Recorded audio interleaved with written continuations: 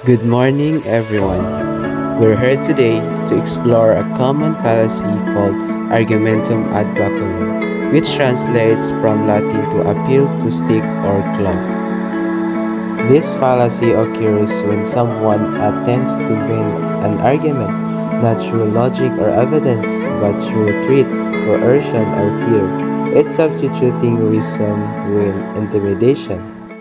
Think of it this way: instead of explaining why something is a good idea, someone using this fallacy tries to force you to agree by implying negative consequence if you don't.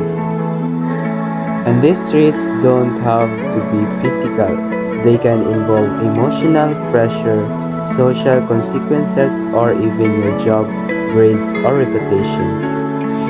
For example, imagine a student saying, "You have to help me with my homework, or I tell everyone your secrets." That's not persuasion, it's blackmail in disguise.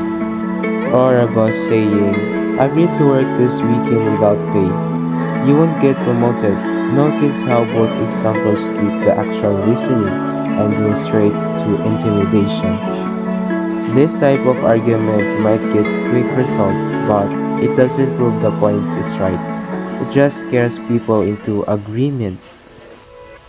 And this is the danger: when people give in to treats, they might stop questioning whether the request is actually fair or reasonable. So, as we move into our roleplay scenes, keep your ears sharp. The moment you notice the reasoning disappear and the treats takes over, you've spotted Argumentum ad Baculum in action.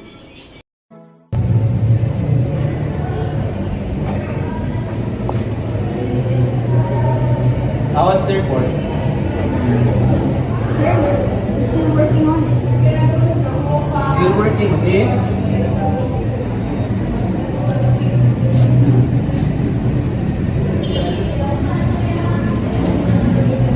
Alright, team. I want this report on my list by 5 today. But sir, that's impossible. We were only informed about this hour ago. I have other urgent tasks to do. I don't care about your other tasks. If this report are in my list by 5 p.m., don't bother coming tomorrow. There are plenty of people who want the job. Yeah, miss, the boss is serious. You wouldn't want to lose your job over this, right? Fine, I will do it, but it's going to be a very long night. Okay, we're dismissed. Sorry, sorry. Hi, ma'am. Good afternoon. Alas, right? Oh, wait. I haven't seen your donation for school fundraiser yet. What happened? I am sorry, ma'am. My family is really having a hard time financially right now. What? But all students are expected to contribute. If you don't, I hope to mark it down on your participation grade. But that's not fair. I can't afford it. Well, it's for the class. Surely you can find some way. Your grade depends on it. Okay, ma'am. Okay, just make sure that you can donate it. Okay, ma'am. Okay, see you next class.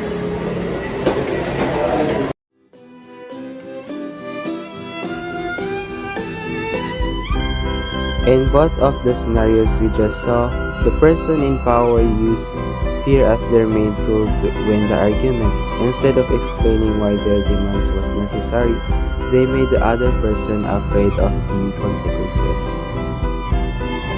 The manager in scenario 1 didn't explain why the report was urgent or explore other solutions.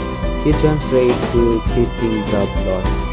In scenario 2, the teacher used grade as a weapon instead of understanding the student's financial situation. This is the core of Argumentum ad Baculum, replacing reasoning with intimidation.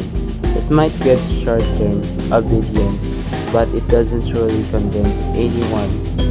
The person may agree outwards, but inside they're pressured, resentful, or even planning to quit. Not only does it harm trust, but it also shuts down honest communications.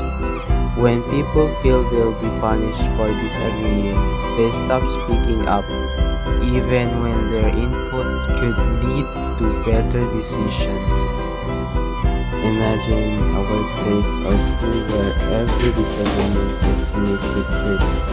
Creativity disappears, people work out of fear, not motivation, and over time, the environment becomes toxic. Real persuasion means giving clear reasons, listening to concerns, and finding a fair middle ground. A strong leader or debater doesn't need fear, they need logic, empathy, and respect. So the next time you find yourself in a discussion, ask yourself, am I convincing through facts and reasoning, or am I just making the other person afraid to disagree? Because at the end of the day, a decision made in fear isn't true agreement, it's forced silence.